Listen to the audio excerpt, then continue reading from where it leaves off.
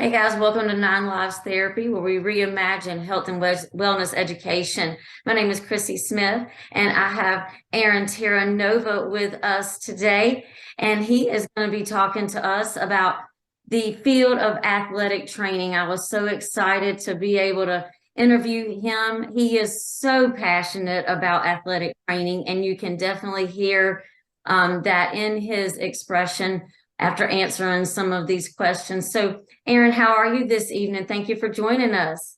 I am great. Thank you so much for having me. I appreciate it. Awesome. So tell us a little bit about you and how long you've been in the field. I guess maybe a short commercial about how you got to the field and what Yep. has maybe a little bit of history about where you are today. Yeah, sure. So I'm originally from Massachusetts. I grew up in a very small town in Western Massachusetts called Lanesboro. Don't bother looking it up. You won't find it. And I actually, growing up, I was involved in sports. I played soccer. I did track, but my main sport was alpine skiing. In Massachusetts in the wintertime, you do alpine skiing. So that was my main sport. And I think like most people who get involved in athletic training, my story is not that unique in terms of I got injured. I got injured while ski racing. And because there was no athletic trainers in my entire county, like none of my high schools, none of my middle schools, no one had an athletic trainer. So it was a completely unknown profession to me. But when I injured my knee, I went to a physical therapist at the local hospital, and I thought, oh, this is it. I want to do this. It was medicine, it was sport, it was everything. What year And was this, after Aaron? What year was this? this What year? was 91. Okay. 1991. So I was going into my high school year. So I think like ninth grade-ish kind of deal. Yeah. So right when you really start to think about what you want to do for your life, right? So I was like, boom, I got this. And then after I rehabbed my knee, I was like, okay, I was told go and shadow people in your profession, right? Great advice, right? Go and shadow. It was great advice. I went and I shadowed a physical therapist, and I completely hated every second of it. The very second I walked into it, I just like, this is awful. I don't want to do this. And you got to remember, I'm a young high school kid, so please don't judge me on this. But I was with a geriatric population, which is not what I wanted. It was patients who were just trying to get basic living, like being able to walk, etc. I didn't want that. I wanted the young athletes. Where were they? They weren't in that setting. And from there, my physical education teacher put me in contact with a local college, and I went and I shadowed an athletic trainer there. And the second I walked into that facility, I'll never forget it. It was a wrestling match. I walked in. It was a small Division III college in Northwest Massachusetts, and I was like, "This is it: sports, medicine, everything coming together." And from there, I was sort of able to find more about it. This is pre-internet, people. Okay, so they had to do everything the old-fashioned way. You were talking to people or writing letters and getting like actual pamphlets mailed to you, hard mail. But I found out about athletic training. I was able to find some colleges, universities that had programs in athletic training at the bachelor's level, which is where it was back in the 90s. And that's where it was. And so I went to school. I went to Penn State. I'll give you my whole background. I went to Penn State for my undergraduate. I graduated that in 99. I sat for my BOC exam directly after that, because you could do that. I became certified after that. I went to graduate school to get my master's at University of Virginia. That was a one-year program. And then in 2001, I got my Did you go first. straight through? Yes. Good. Yeah. Okay. So I went right to Penn State. I had a 6-month off. I graduated in December from Penn State, and Virginia started in June. So I had a 6-month leave, but that was actually just a time for me to go back home and make money. Sometimes I think it's important to be like, hey, what do I want to do? And it's like, I think I want to do something else. So it seemed like every years I was going to get, new education because I got bored with what I was doing. But anyway, you were at your master's program? Yeah, so it was a one-year program, and when I was there, I was covering UVA wrestling and field hockey. Those are my two primary sport assignments, because I was on an assistantship, and I learned a ton about that. I've never covered field hockey prior to that. I knew nothing of field hockey prior to that. I still don't understand the sport, but it was fun to work it. And I've always had affiliation with wrestling. My dad was a wrestler. I've always kind of been around wrestling. So for me to work UVA wrestling was really, really awesome. And then I graduated. So I had my bachelor's, I was certified, I had my master's, and I got my first real job. And that was at the United States Merchant Marine Academy. It's one of the 5 federal service academies: Army, Navy, Air Force, Coast Guard, Merchant Marine. Those are the 5. I had never heard about Merchant Marine before I got the job. But I ended up being the head athletic trainer for Merchant Marine for 4 years. So hold on one second. No, you can't. My son just wants to say goodnight to me. Sorry about that. Hey, no problem. Sorry about that. We have to do these interviews when we have time. Yes. Good night, buddy. So I was very, very fortunate to be 23 years old and be a head athletic trainer at a service academy, 28 sports, about 900 athletes. It was really kind of thrown upon me.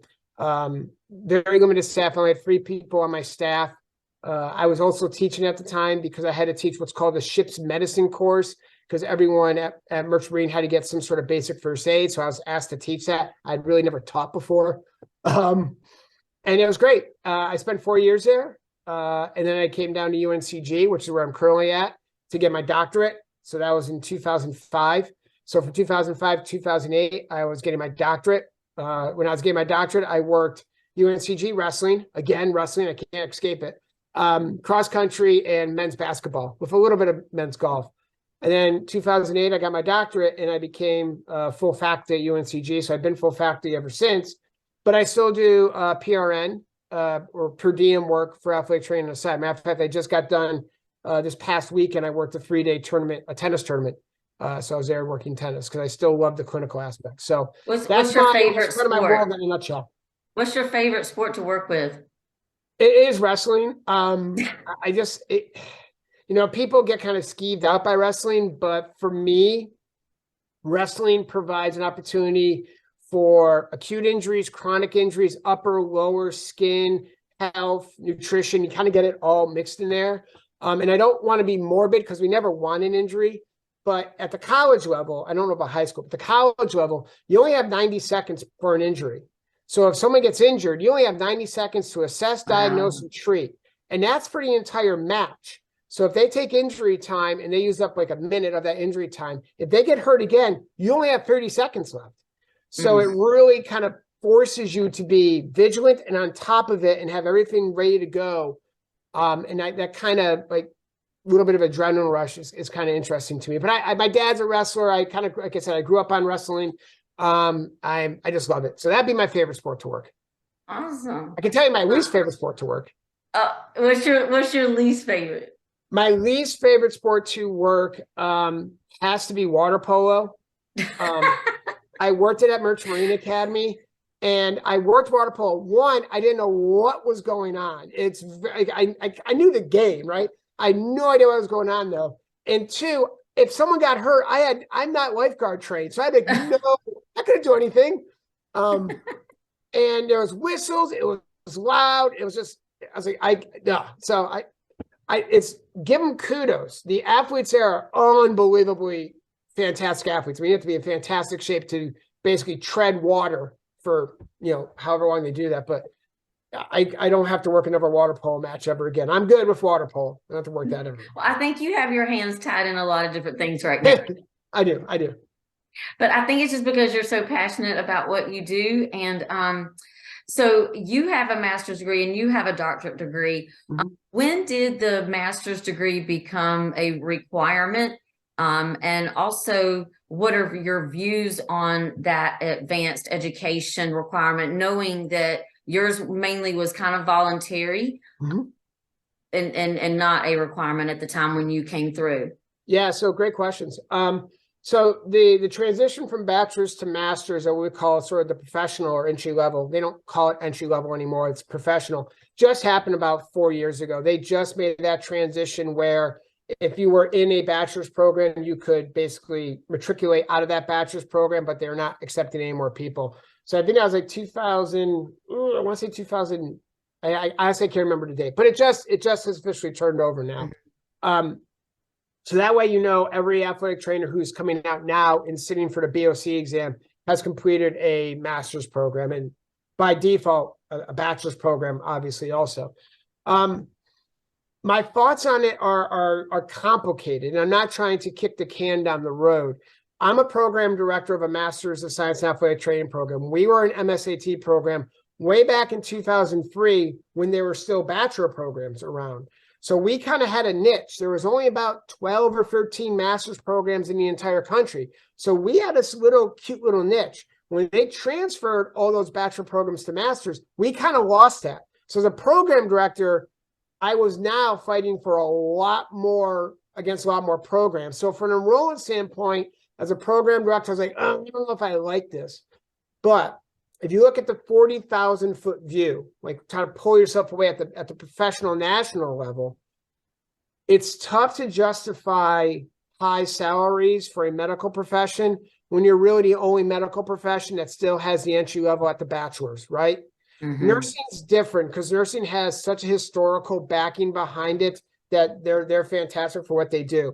But if you look at everyone else, physical therapy, occupational therapy, physician assistant, doctor, everything, they all have advanced degrees. So how can we possibly expect to play and be competitive in the same sandbox with the same amount of insurance money out there if we stay at the bachelor's level? So if I remove myself and I understand why we're doing it as a profession, I can see that. We need to be a player in the insurance game. And I'm not we don't have to go down that road, but that's what it comes down to, right? Everybody wants to get paid for services. And the best way to get paid for services is you have to get Medicare and Medicaid on your back and willing to reimburse you for your services. So have you seen a trend in the increase in the salary for athletic training, or no, not yet? Has it not caught up?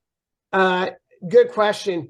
Our salary has been increasing, but whether or not the correlation and the causation between the masters and bachelors, I don't think that has been really well established. Our salaries are going up. I think that's all because of COVID. I think athletic departments, especially at the college level, they furloughed a lot of athletic trainers and support staff when COVID happened and a lot of collegiate sports basically shut down. They furloughed. A lot of my friends, colleagues got furloughed out of a job. And so they left the college and they took jobs in the private industry or in the industrial industry or in the hospital industry. The colleges opened back up after COVID and saying, hey, come on back. And you're like, no, I got a 9-to-5 job paying me 2 times as much money and I'm not going to get furloughed.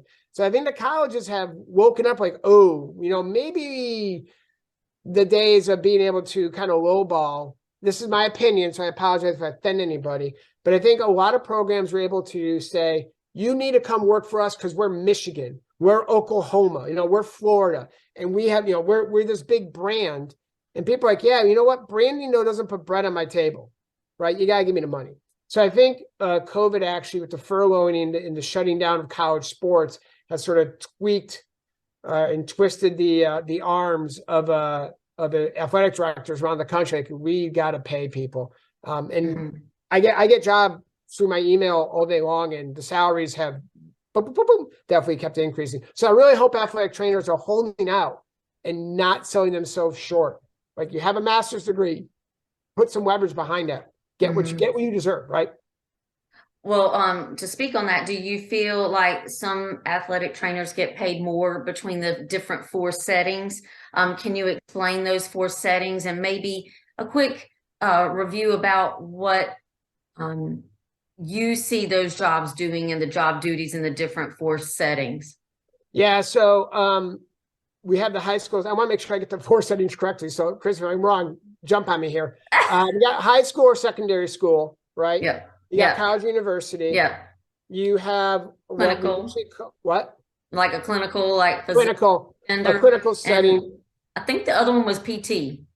Yeah. So we've kind of switched that right now. So I'm gonna, if you don't mind, I'm gonna morph you a little bit. Yeah. It's your program. I want you to tell me what is happening now.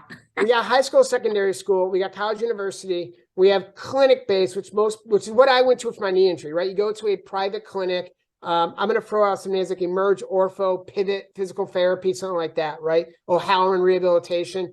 And then the fourth one is kind of an emerging one. So that's where you put in industrial, military, performing arts, right? All of these sort of niche type things where athletic trainers are now seeing, wow, we can be really impactful in these settings, but they're emerging. We don't have a lot of data on them. So in my program, again, I'm the program director for our MSAT here at UNCG. Our students are going to get each of those. They're definitely going to get a high school. They're definitely going to get a college. They're definitely going to get a clinical. And then because we have 4 rotations total, we try to match their clinicals to their professional goals, right? So if they want to work professional, well, we can have them work at the Greensboro Swarm G League basketball team, right? They want to go to the Olympic, let's see if we can get them at the U.S. Olympic Center, that type of stuff. So we try to match where they want to be with the type of clinical settings we can offer. And I'm going to sidebar this real quick. The emerging setting is really, really awesome. We have a wonderful relationship with University of North Carolina School of the Arts, which is performing arts. Go Pickles. Literally, they are the Fighting Pickles. And having students go through that as a clinical rotation is really impactful, right? So you see set design, musicians, dancers, all sorts of performing artists, and you get to rehabilitate them and work with them. It is really, really cool. Again, I came from Merchant Marine Academy, which is a military establishment. I have alumni working with Amazon and Frito-Lay in the industrial setting. So it's actually really, really cool. Which one pays the most? Right now, I'm going to say industrial setting pays the most. Amazon has a couple bucks. So they tend to pay the most. They also can have some bad hours because if you're working third shift and you're on the floor, that might not be the best. But from what I've heard, their wellness packages or perks, etc., are really, really good. And then it comes down to clinic, high school, college, university, and it's sort of what you're in the mood for, right? Clinics probably pay a little bit more, right? Because they can probably bill insurance a little bit more effectively. Probably a little bit more 9 to 5. In my opinion, for me, that might be a little bit too sterile for me. In other words, like same thing every half hour, same kind of patient. That's not, that doesn't do it for me. High school, really great. Typically, you don't have weekends. You probably get in around sometime in the afternoon, work your sports, etc. Are you okay working with 14 and 15-year-old crazy kids? I don't know. So I've always kind of made my bones and cut my teeth in the college level. So for me, that's probably best. But I think it would probably go industrial and then clinical as your 2 highest paying. And then depending on where you get set up in the high school and colleges, they're probably comparable. I hope that answers everything. It does. Do you have to go to do continuing education credits, kind of like what a personal trainer do in order to keep your licensure? And how many hours is that licensure exam? Did you do that in the bachelor's, or was that bachelor's and master's together? Yeah, so the certification exam I did after my bachelor's, that made me certified. And then depending on what state you go to, you have to get licensure. So when I was in New York, I had licensure in New York. And now that I'm in North Carolina, I have licensure in North Carolina. There is not a licensure exam. You just have to submit materials to the licensure board, transcripts, affidavit of good ethical character, etc. So I'm licensed. But to stay certified, so to keep my credential, which is an ATC behind my name, I need 50 CEUs, continuing education units, 50 of them every 2 years. As a matter of fact, This year is our 2nd year reporting. So I have to go to workshops, I have to do online things, I go to conventions, and I have to obtain hours of continuing education. In addition to keeping up my basic life support certification. So emergency cardiac care, AED, bag valve, that type of stuff. Are these all extra certifications that you need as an athletic trainer to be on the field? Yes. Yeah. So if my basic life support or my CPR certification lapsed, I am technically in violation of my licensure and I'm in violation of my certification. So I can be, in major trouble with that.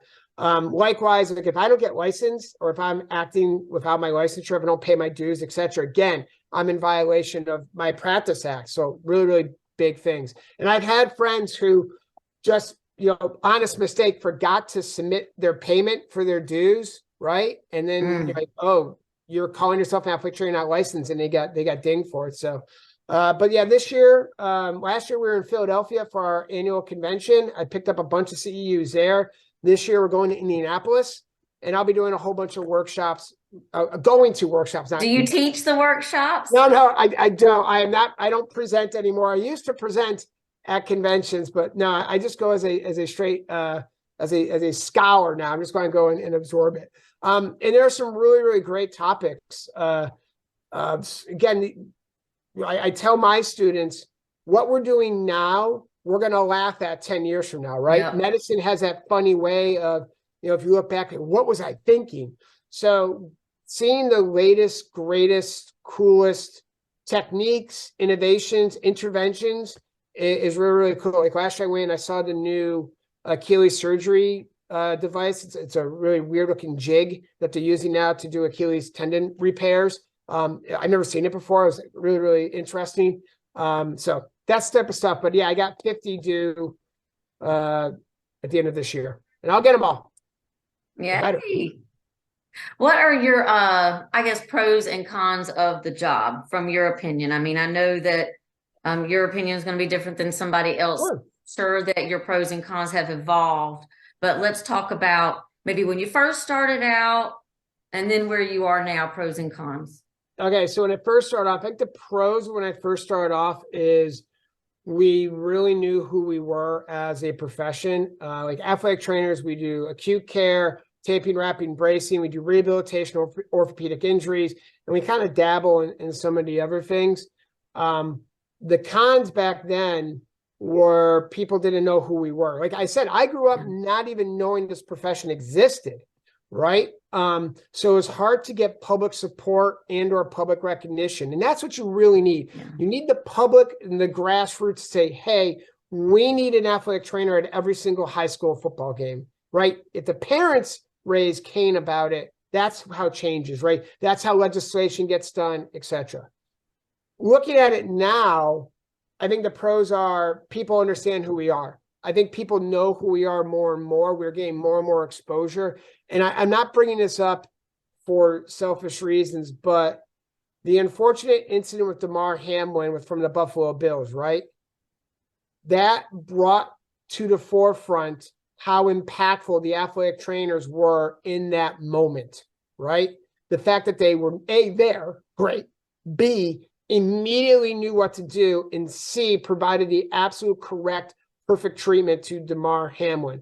Again, I'm not trying to politicize or use that tragedy as anything, but simply saying, if that had happened at a high school, my high school, where it wasn't an athletic trainer, I don't think the outcomes would have been the same, right? Mm-hmm. So I think people now know of us. They still may be a little fuzzy on the details around the edges, but they know athletic trainers are out there. They see us on the fields now. So that's a pro. Yeah. I think one of the cons is we've sort of been morphing as a professional what we do. We do a lot more primary care, general medical, nutrition stuff. So I feel instead of just dabbling, we're really, in my opinion, stretching a little bit too far into other disciplines and domains where I think we need to kind of, hey, let's kind of settle back to where we need to be, right? And again, that's just my opinion, but I know the educational standards because I teach these educational standards. So I think I want to see us kind of settle back a little bit more into the orthopedic world and really, this is what we do. This is how we're different than physical therapists. This is how we're different than physician assistants. This is our world. We live here. But I will say, looking even bigger, I think the pros of the profession as a whole, one thing is that we get to see our patients before they become pathological. It's a very, very unique thing we do. We get to know our patients' history because we're at every practice, we're at the games, heck, we travel with them, we have lunch with them, we have dinner with them. We see them before they're pathological. And then just like that, something bad can happen. So that gives us a very unique insight into the history and the medical world of our patients. Because if you go see a doctor, the doctor already knows you're sick, right? If you go a physical therapist, they know you're injured, right? They have that already. We don't have that luxury. So we have to be very smart, very quick. and have that ability to turn it on just like that. Because you could have a beautiful sunny day, but the injury gods don't care, and they can smite somebody at a moment's notice. So I think that for me, that's a pro. That's what gets me going. That's why I love it. That whole having to be vigilant and think about it and being able to impact somebody with that type of responsibility, I think is something I take very seriously, and I really like it. So That seems like you're answering my next question before I even answer. Oh, sorry. Last one. What piece of advice would you have to any future student who is looking to get into the field of athletic training?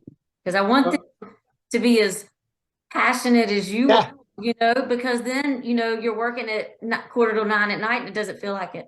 Right. I agree. So first of all, you got to be smart. I know that sounds simplistic, but you have to be smart because you have to be able to think of things. You don't have the time to, I'll get back to you. No, the guy's down on the field. Like, you got to know what to do. So you really have to be smart. And if you are going to ask me what you need to be smart about, anatomy, and then take another anatomy. You cannot understand abnormal until you understand normal. So you have to understand normal anatomy. So just study your anatomy. I mean, the second big thing or second piece of advice is you have to train yourself to be intellectually curious. When you read something or you see something, are you going to be curious enough to go back and look up and find even more information about that? Are you willing, when you read about something, to go down the rabbit hole for no reward, no assignment, not going to get a letter grade on this? Can you train yourself to go down that rabbit hole and learn more and more and more and more? Like I said, this summer or past summer, I learned about that new Achilles tendon. After that session, I went and I researched, I looked about videos, and I read articles because I was really curious. You have to be curious about what's going on currently so you can stay on top of your profession. And it's a skill, it's an art form. So my piece of advice is get used to doing that. If your professor or your teacher or someone says a word that you don't know, look it up. Find about it. How many times I have a student, I'll throw out a really weird word and I won't understand it. Okay, what's the definition of that word? Nobody knows. Like, you just don't do that. Like, be intellectually curious. You have a phone. I know everything is on your, literally. And then I guess the third piece of advice is you have to learn to be solid in your convictions and stand up for what you are. You're an athletic trainer. You have a master's degree, you have a bachelor's degree. You have a national certification behind you. You get continuing education every 2 years. That should dictate and that should respect a high enough salary, right? Don't lowball yourself just for the sake of doing it. Respect yourself more than that. So don't take a $5,000 internship. No. So be solid in your convictions and say, no, I'm worth more than that. Bet on yourself. You are definitely worth more than that. And if more people do that, that's going to help, rising tide lifts all boats kind of deal. So I guess that would be my big 3 pieces of advice, but I'm always coming up with cliches, etc. So if you want more, I can keep spouting them out for the rest of the evening. Well, I'm going to let you go to bed. Thank you. How can we get in touch with you if I have any students that are interested in learning more about the profession, or maybe just want to shadow you one day? Sure. See, exactly what you do. Yeah, sure. So my email is on the UNCG webpage, Aaron Terranova, Terra Land, Nova, new land. My last name is literally New Land or New World, Terra Nova. But my email is going to be the best way to get in contact with me, ABTERRAN. So my first initial is Aaron Benjamin, and then the beginning of my last name at uncg.edu. But I'm on the webpage. You can also go on my Facebook and my Instagram. It's just pictures of me running anyways. UNCG does have an Instagram, and we do have a Facebook for the UNCG MSAT. If you want to follow us there, you can see what our students are doing in their clinical settings, etc. So, but I'm always open to talking to people. I love talking about athletic training. It is my passion. I absolutely positively love it. Yeah, and you can tell. We need more like you, Aaron. Thank you. I appreciate the time. I know. All right. Thank you so much for sharing. You have a beautiful night. Chrissy, you too. Take care, everyone. Bye. Bye.